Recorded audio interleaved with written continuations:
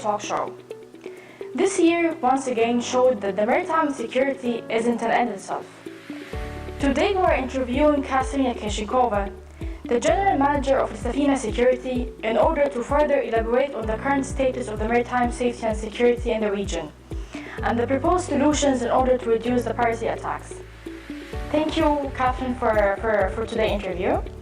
So, after all the security breach incidents that took place recently, how do you perceive the maritime security in general in the region? Hello, Ifat, and thank you for having me here today with Marasa News. I appreciate your interest in the maritime security field that has been very important for the whole maritime industry for the last 6 years, where the major pirate attack took place. Nowadays, talking about the maritime security attacks, we can say that as per the latest recap reports, the incidents have been increasing, and we can see that there were reported 43 incidents in Asia, out of which 36 were the real incidents and 7 were attempted incidents. So that should put a certain concern in the industry in order what has to be done in order to prevent this kind of attacks. We can see that the region of the Asia is getting activated in terms of attacks in the Sulu Sea, in terms of attacks in the SOMS, Strait of Malacca and Singapore. And AlSafina Security started to provide its maritime security services in Philippines, in the Sulu Sea, and we're very proud to be one of the first authorized companies to provide these services in the region. I can see from your explanation that the pirate attacks and all the security issues are actually on the rise. So, as an expert in the market, what do you think that are the reasons behind this rise in this issue? Maritime security attacks do vary. They're not the same if we're talking about the classic high-risk area and if we're talking about Philippines, Sulu Sea, and we talk about West Africa. There are many reasons why the maritime security attacks are still happening, and one of the major reasons is the instability of the region. The stability of Somalia, even though there were many investments in the region to support the region to grow, and we know that also UAE was supporting the region very deeply during the last couple of years. But still, it's very much of the inside concern, of the concern of the region itself, as well as in West Africa, as well as in Philippines. So I think this is a matter of the international community to take precautionary measures, but speaking globally, we have to start with ourselves to do small steps towards eradicating this big issue. And what about the cybersecurity and its role in contributing to the enhancing the maritime security? Cybersecurity nowadays plays a big role, and I think that we all have heard the latest news about wires being attacked by the cyber malware, and we have heard different stories and we've heard different routes of that cyber attack that just happened lately. But the cyber threat also was always there, and there's one very well-known cyber specialist told that the companies are dividing into 2 different types. Those companies that have been attacked already and they know about it, and those that have been attacked but they don't know about it. And I think that that's very much the truth, for the reason that one of the major factors to keep the cyber preventive measures is the awareness within the company. The awareness between the employees. What are the steps and what are the guidelines? You have been mentioning a lot of precautions that has to be taken into consideration in order to reduce piracy and enhance the maritime security on vessels.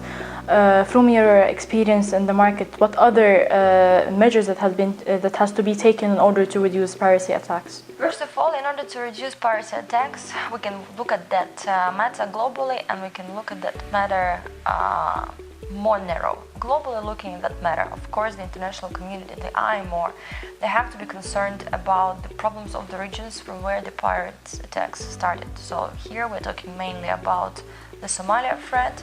If we talk about the Gulf of Aden, I wouldn't relate it only to the piracy. I would relate it to major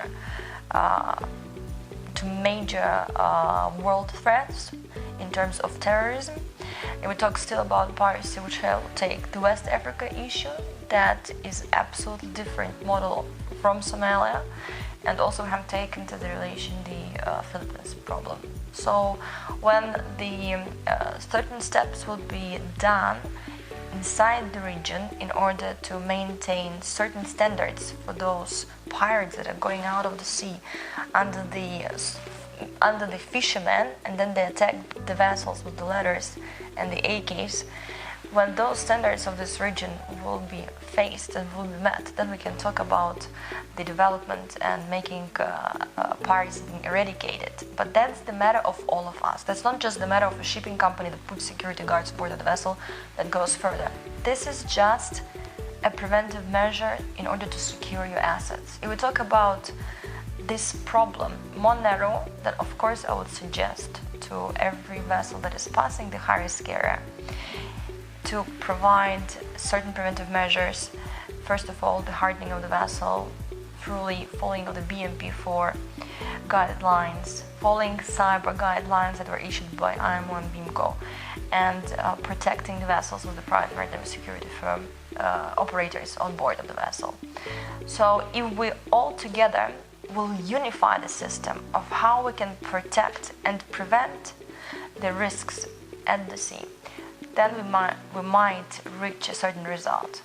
So you're mentioning a very interesting factor, which is actually unifying the system in the maritime sector, which is actually meaning that the government and the shipping companies need to work together. Can you please elaborate on this factor more? This is a very interesting question, for the reason that we do seek more support and cooperations in terms of working with the government. Now, shipping is a global business, so talking about the operating and collaboration with the government, we speak about many regions where the vessels are operating. We speak about the flags of the vessels, we speak about the port of calls of the vessels, we speak about the countries of the maritime security companies' registration, we speak about the registration of the floating armories, of their flags, of the nationalities of the security operators, and so on and so forth. It does include many countries, many regions, absolutely different nationalities, different laws altogether. So for the system to be successful, it has to be unified.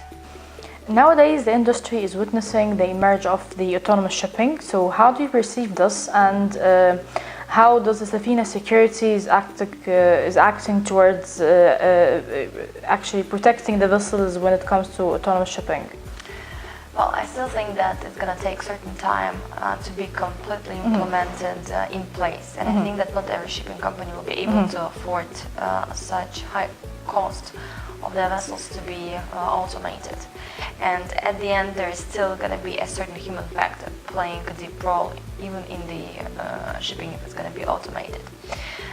This is point number one. Point number two, I still see that there are certain guidelines have to be put in place, and I think that AlSafina Security can be in certain cooperation with the systems when we talk about the full automation. Finally, Catherine, our viewers are actually interested to know more about AlSafina Security and your unique strategy in order to protect your customers from cyber attacks. I can tell that we have our branch office in UK that is dealing with the cyber threats, and the major question here is that if you want to be protected, there are certain things to be installed into the system, and there are certain awareness training courses that have to be performed to the shipping company, to their management, and to their employees that are dealing with the softwares, with the company system where all the paperwork, all the confidential information is held. But are we ready for that step? Are we ready to accept that the cybersecurity is an important field that we are ready to invest in? That's the question that we have to ask the shipping companies.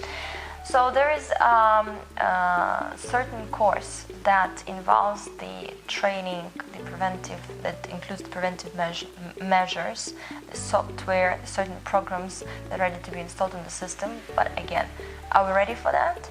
I think it will take some more time for this particular region to accept the fact that the cyber threat is here.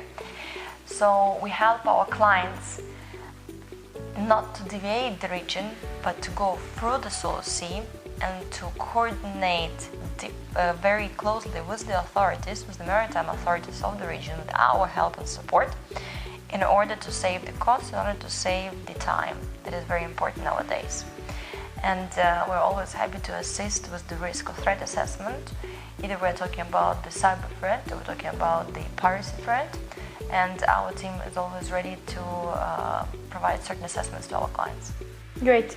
Thank you, Catherine. It was actually important and a very crucial interview to all our readers and audience from Merasi TV. And I hope they really find it interesting and it helps the industry. So our interview today with Kateryna Yakunchenkova, the General Manager of AlSafina Security, was really crucial.